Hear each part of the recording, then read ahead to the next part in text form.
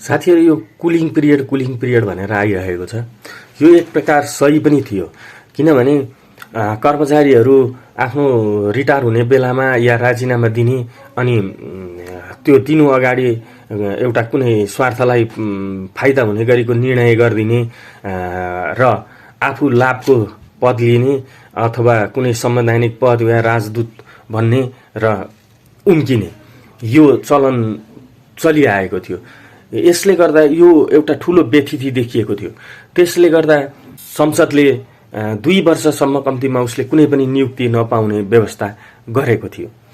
तर एकै रातमा त्यो कानुन कसरी उल्ट्याइयो?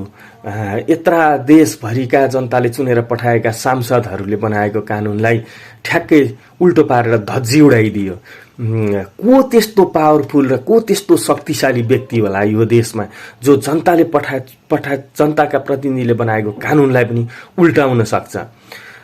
कस्तो शक्तिशाली तत्त्व होला त्यो, या कस्तो माफिया संयन्त्र होला जो खुलेआम जनताको प्रतिनिधिको अपमान गर्न सक्छ? अचम्म लाग्छ।